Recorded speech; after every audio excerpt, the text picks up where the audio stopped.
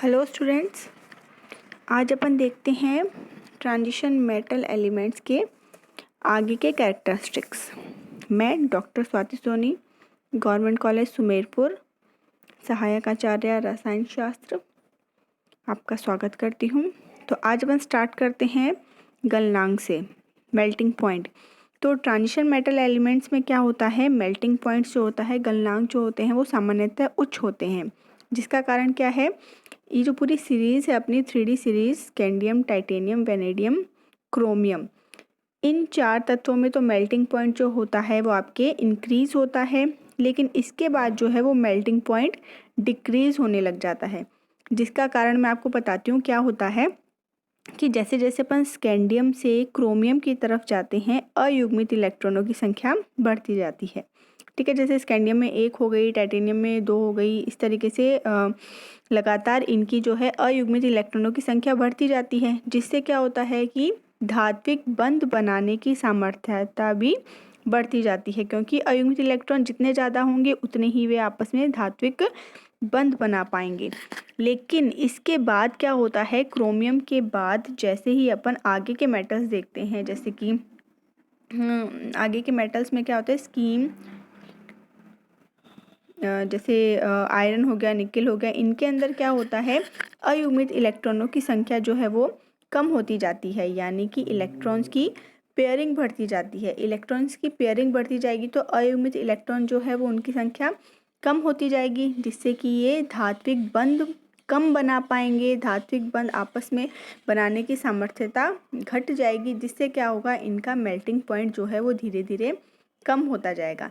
लेकिन अगर अपन देखें जैसे जिंक के अंदर, जिंक, कैडमियम, मरकरी, अगर अपन 3D 4D 5D श्रेणी के जो लास्ट वाले तत्व हैं, जिंक, कैडमियम और मरकरी, अगर अपन इनके देखें तो इसमें बिल्कुल भी अयुग्मित इलेक्ट्रॉन नहीं पाए जाते हैं। फुल फिल्ड इसके अंदर ऑर्बिटल्स होते हैं, जिससे कि ये धात्विक बंध या तो बना ही नहीं पाते, अगर बनाते हैं तो बहुत ही दुर्बल बना पाते हैं। मैंने आपको पहले भी बताया था, जिंक, कैडमियम, मरकरी इंपॉर्टेंट है। ये क्या होते हैं, ये संक्रमण तत्व नहीं है, ये केवल डी ब्लॉक के तत्व हैं। डी ब्लॉक के तत्व इसलिए हैं क्योंकि ये डी इलेक्ट्रॉन, लास्ट वाले इलेक्ट्रॉन जो है वो डी ऑर्बिटल्स के अंदर भरे जाते हैं, इसलिए डी श्रेणी के अंदर तो आते हैं ये तीनों, लेकिन ये संक्रमण तत्व नहीं है, ट्रांजिशन मेटल्स नहीं है। क्योंकि ट्रांजिशन मेटल में तो क्या होता है, इसमें रिक्त डी कक्षक पाए जाते हैं, लेकिन इनमें पूर्ण भरी डी कक्षक पाए जाते हैं, इसलिए ये डी और डी तत्व तो कहलाते हैं, लेकिन ये संक्रमण तत्व नहीं कहलाते हैं। ठीक है, इसके बाद देखते हैं अपन क्वथनांक, बॉइलिंग पॉइंट। बॉइलिंग पॉइंट का जो आपके पैटर्न होता है वो गलनांक के समान ही होता है, मेल्टिंग पॉइंट के समान ही होता है, यानी कि स्कैंडियम से लेकर क्रोमियम तक तो बढ़ता है, उसके बाद ही धीरे धीरे कम होने लग जाता है, और लास्ट वाले तत्वों में आके वो बिल्कुल ही कम हो जाता है। अब देखते हैं अपन इनकी रिएक्टिविटी, क्रियाशीलता। ये अपेक्षाकृत एस ब्लॉक वाले जो तत्व होते हैं उनसे कम क्रियाशील होते हैं, जिसका कारण क्या है, इनकी उच्च आयनन विभव होता है, जिसका कारण उच्च आयनन विभव के कारण क्या होगा, उच्च आयनन विभव के कारण क्या होगा, उच्च आयनन विभव के कारण जो इनके बाह्यतम कोश के इलेक्ट्रॉन है वो निकल नहीं पाएंगे।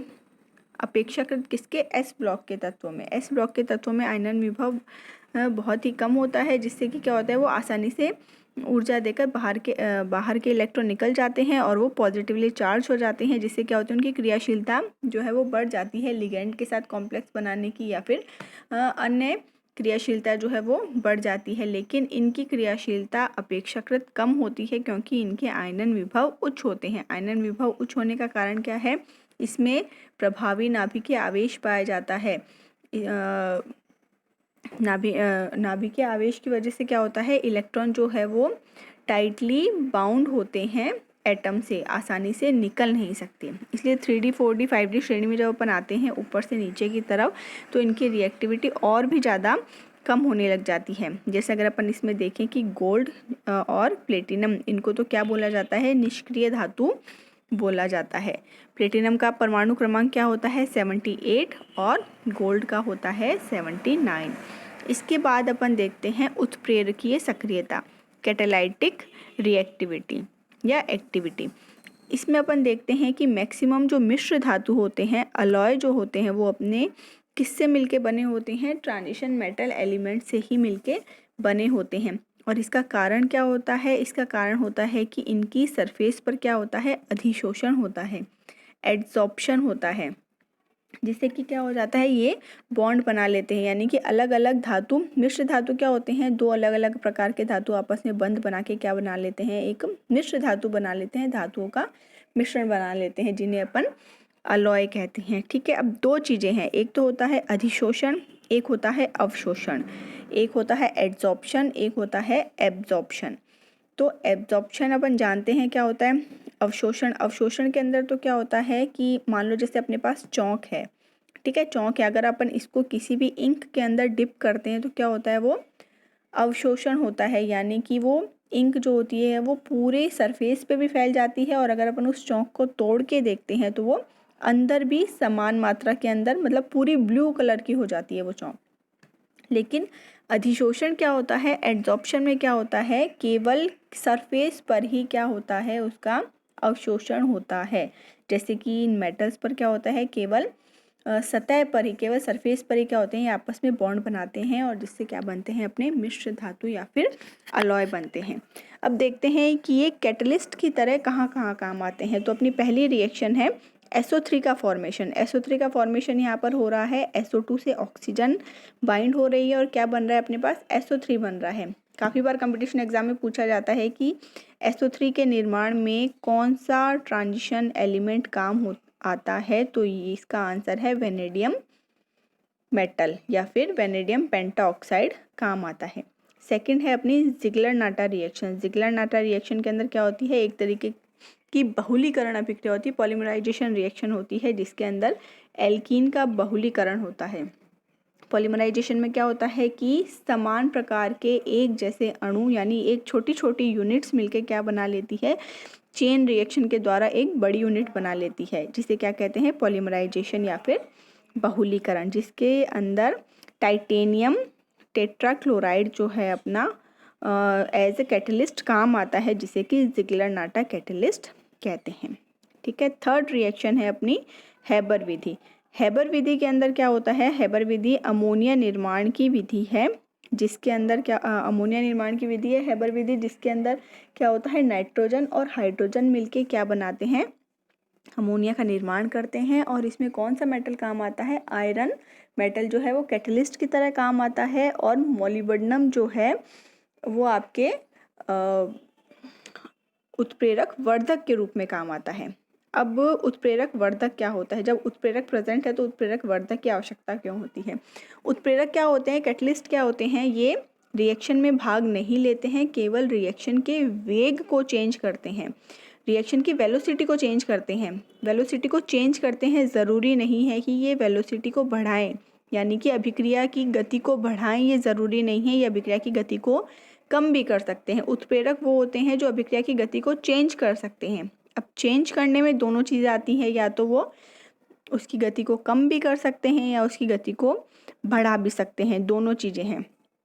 तो जो उत्प्रेरक अभिक्रिया की क्रियाशीलता को बढ़ाते हैं वो तो हो गए आपके पॉजिटिव उत्प्रेरक, और जो घटाते हैं वो होते हैं आपके नेगेटिव उत्प्रेरक। और इसके अंदर भी अलग से और चीज़ें आती हैं, उत्प्रेरक वर्धक और उत्प्रेरक विष। ठीक है, उत्प्रेरक वर्धक क्या होंगे, जो उत्प्रेरक की क्रियाशीलता को बढ़ाएंगे। तो अगर अपन इसमें तीसरी रिएक्शन में देखें हैबर विधि के अंदर, जिसमें अमोनिया का निर्माण हो रहा है नाइट्रोजन और हाइड्रोजन से, तो उसके अंदर आयरन तो क्या है, आपके उत्प्रेरक की तरह काम कर रहा है, और मोलिब्डेनम क्या कर रहा है, उत्प्रेरक वर्धक की तरह काम कर रहा है। यानी कि ये मोलिब्डेनम मेटल जो है ये आयरन की क्रियाशीलता को बढ़ा रहा है, जिससे कि आयरन क्या करेगा, अमोनिया बनने की गति को और भी फास्ट कर देगा। ठीक है, इसके बाद नेक्स्ट रिएक्शन है आपकी एक ऑर्गेनिक रिएक्शन है, जिसमें एडिपिक एसिड बन रहा है। इसके अंदर एक अपने पास एल्कोहल है और एक अपने पास कार्बोनाइल कंपाउंड है, कीटोन। ठीक है, इसके अंदर कार्बोनाइल कंपाउंड है और एक है एल्कोहल, जिसके ऑक्सीकरण से क्या बन रहा है, एसिड बन रहा है 6 कार्बन का, जिसमें अपना कौन सा मेटल काम आ रहा है, अपना काम आ रहा है कॉपर और वेनेडियम। ठीक है, इसके बाद अगली रिएक्शन भी एक ऑर्गेनिक रिएक्शन है, जिसके अंदर एल्डिहाइड का फॉर्मेशन हो रहा है एल्कोहल से, जिसमें कि अपने काम आ रहा है फेरस सल्फेट और साथ में काम आ रहा है H2O2 हाइड्रोजन पेरोक्साइड। इसे अपन बोलते हैं पेंटोन रिएजेंट। ये एक तरीके की ऑक्सीकरण की अभिक्रिया है जिसके अंदर अल्कोहल से किसका निर्माण हो रहा है, अपने एल्डिहाइड का निर्माण हो रहा है और पेंटोन रिएजेंट काम आ रहा है जिसमें है अपने आयरन सल्फेट और हाइड्रोजन पेरोक्साइड। इसके बाद है मानक इलेक्ट्रोड विभव। ठीक है, इसके अंदर अपन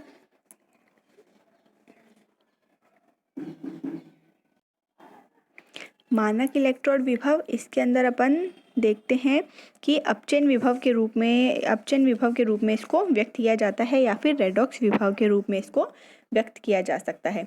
ये जो इलेक्ट्रॉन्स होते हैं, ये जो एटम ट्रांजिशन एलिमेंट्स होते हैं, इसमें क्या होता है, आपके मेटल में से इलेक्ट्रॉन निकलते हैं और ये पॉजिटिवली चार्ज हो जाते हैं। जैसे मेटल में से मान लो 2 इलेक्ट्रॉन निकले तो मेटल पर कितना चार्ज आ गया, 2 पॉजिटिव चार्ज आ गया। ठीक है, तो इसमें मेटल का तो क्या हो रहा है, खुद का ऑक्सीकरण हो रहा है। ऑक्सीकरण में क्या होता है, ऑक्सीडेशन स्टेट बढ़ती है, यानी कि केवल मेटल था तब तो उसकी ऑक्सीडेशन स्टेट कितनी थी, 0।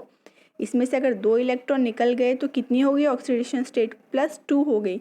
तो यहाँ मेटल का तो हो रहा है ऑक्सीडेशन और ये दूसरों का क्या करेंगे, दूसरों का करेंगे ये रिडक्शन। ठीक है, जिसे ऑक्सीडेशन और रिडक्शन दोनों क्रिया अगर साथ में होती है तो क्या बोलते हैं, उसे रेडॉक्स रिएक्शन कहते हैं। तो इसमें मेटल का तो होता है ऑक्सीडेशन, यानी कि इलेक्ट्रॉन निकलते हैं इसमें से और मेटल दूसरों को इलेक्ट्रॉन देकर क्या कर देते हैं, उनका अपचयन कर देते हैं।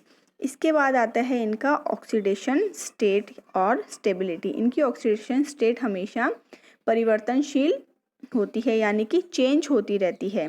जैसे अगर अपन देखें scandium, titanium, vanadium, chromium, manganese, iron, cobalt, निकल, कॉपर और जिंक। तो इसमें कई बार पूछ लिया जाता है कि सबसे ज़्यादा 3D श्रेणी के अंदर सबसे ज़्यादा ऑक्सीडेशन किसकी पाई जाती है, यानी किसकी सबसे अधिक क्वांटिटी के अंदर ऑक्सीडेशन स्टेट पाई जाती है। तो उसका आंसर है मैग्नीज, क्योंकि मैग्नीज में +2 से लेके +7 तक हर तरीके की ऑक्सीडेशन स्टेट प्रेजेंट होती है। इसी तरीके से जैसे स्कैंडियम में अपन देखेंगे +2 और +3 होती है, टाइटेनियम में +2, +3, +4 होती है। इसी तरीके से वेनेडियम में +5 तक होती है, क्रोमियम में +6 तक होती है, मैग्नीज में मैक्सिमम +7 तक हो सकती है, आयरन में वही फिर कम होती जाएगी +6, कोबाल्ट में +5, निकल में +4, कॉपर में +3 और जिंक में +2 तक होती है। इस तरीके से इनमें परिवर्तनशील ऑक्सीडेशन स्टेट पाए जाते हैं।